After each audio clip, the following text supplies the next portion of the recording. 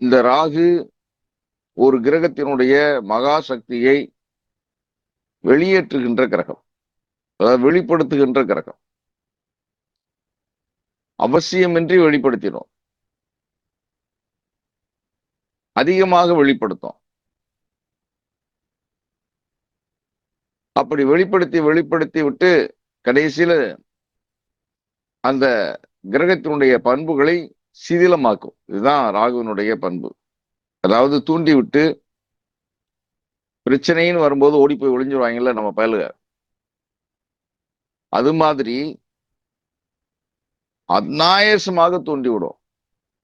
நீ உன்ன மாதிரி உண்டா, உன் தைரியத்துக்கு ஈடு இணை உண்டா, உன் பக்கத்துல எவனாவது நிக்க முடியுமா என்றெல்லாம் ஏத்தி விட்டுட்டு கடைசியில பிரச்சனைகளை கொடுத்துக்கணும். உங்களுக்கு உதாரணத்துக்கு இங்க கணவன் மனைவி மட்டுமல்ல,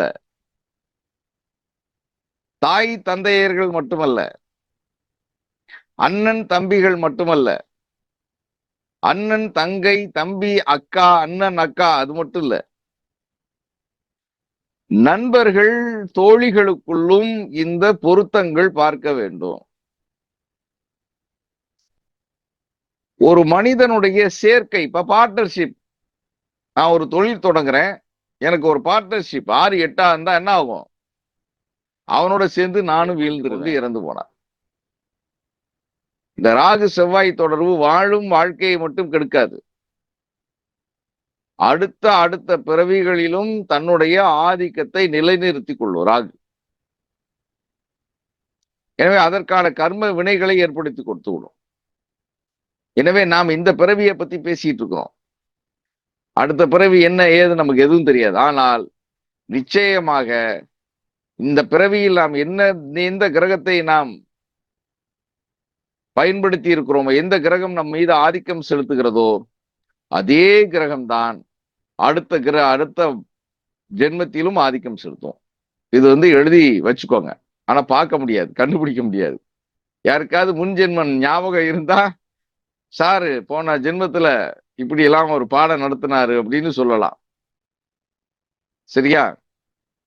ஆனா இதுதான் நியதி, இயற்கை நியதி.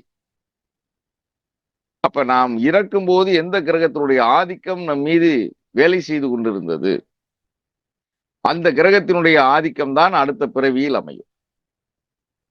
அப்ப ராகு செவ்வாய் சேர்க்கை இந்த பிறவியை கெடுத்து விடும், பெரும்பாலும் கெடுத்துரும். சில அன்பர்கள் மட்டும் அதை பயன்படுத்தி கொண்டு, ராகுவை பயன்படுத்தி கொண்டு செவ்வாயை ஆற்றலாக மாற்ற முடியும். ஏன்னா செவ்வாய் ஆற்றல் கிரகம், ராகுனுடைய உதவி கிடைக்கும் போது பேராற்றல். அதை நல்ல பண்புகளுக்கு, நல்ல அதாவது ஆக்க சக்திக்கு பயன்படுத்தினால் அது மகா புண்ணியமாக மாறிடும். இப்ப அணுகுண்டு இருக்கு, அணுசக்தி இருக்கு, யுரேனியம் இருக்கு, அதை எதுக்கு பயன்படுத்துறாங்க? மின்சாரத்துக்கு பயன்படுத்துறாங்க, ஆக்க சக்தி. அப்ப ராகு செவ்வாய் என்பது ஒரு ஆக்க சக்தி, அணுகுண்டு போலதான், அணுகுண்டுக்கு இணையான ஒரு சக்தி தான். நான் அழிவை பத்தி பேசிக் கொண்டிருக்கிறேன். ஆனால் அதே சமயத்தில் குரு பலம் மட்டும் இருந்தது என்றால் அது ஆக்க சக்தியாக மாறிடும். அதை போன்ற மகா சக்தி வேற எதுவும் இல்லை. அதுக்கு பேரு ஆக்சுவலா மகா காளி யோகம்னு பேரு. இதுக்கு பேரு செவ்வாய் ராகுடைய சேர்க்கை மகா காளி யோகம். ஜெயலலிதா காளி மாதிரி தானே இருந்தது, ருத்ர தாண்டவம். அந்த அம்மாட்ட யாரையா பேசுறது, நீ வேற, நான் போக மாட்டேன், நீ போக மாட்டேன், நான் பேச மாட்டேன், நீ பேச மாட்டேன், புறம் முதுகு வளைஞ்சு திரும்பி அப்படியே தானே வந்தாங்க. இன்னைக்கும் பிரச்சாரத்துல அதே தானே நடந்துட்டு இருக்கு. அப்ப அந்த முதுகு வளைந்த அந்த அந்த ருத்ர தாண்டவம், இந்த காளி மாதிரி தான் அந்த சிம்ம சொப்பனமாக இருந்து கொண்டு, அந்த ராகு செவ்வாய் உடம்பு சரியில்லை, கஷ்டமா இருக்கு, தைராய்டு இருக்கு, பிரஷர் இருக்கு, சுகர் இருக்கு, ஸ்கின் டிசீஸ் இருக்கு, உடம்புல கழிவுகள் பெருசா வெளியேறல, வெயிட் இன்க்ரீஸ் ஆகிட்டு இருக்கு, நரம்புகள் எல்லாம் தளர்ந்து இருக்கிறது, உடலில் தாடையெல்லாம் தொங்க ஆரம்பித்து விட்டது, மூளை சிறிது சிறிதாக தன் ஞாபக சக்தியை இழந்து கொண்டிருக்கிறது. இவ்வளவு இடர்பாடுகள் இருந்தும் நான் யார் தெரியுமா என்ற ஒரு சிம்ம சொப்பனமாக அது இந்த இவ்வளவு நோய்களையும் கொண்டு வந்து கொடுத்தது ராகு செவ்வாய். உங்களுக்கு ஒரே ஒரு ஆச்சரியமான செய்தி, குருவினுடைய பார்வை இருந்தும் ராகு இந்த ஆதிக்கம் செலுத்துகிறது என்றால், குருவினுடைய பார்வை இல்லாத ராகு செவ்வாய் என்ன பாடுபடுத்தும்? பெரும்பாலும் ராகு செவ்வாய் அசைவ பிரியர்களாக மாறிவிடுகிறார்கள். நல்லா செக் பண்ணி பாருங்க.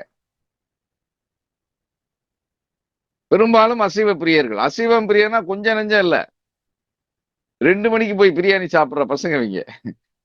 என்ன நைட்டு மிட் நைட்ல.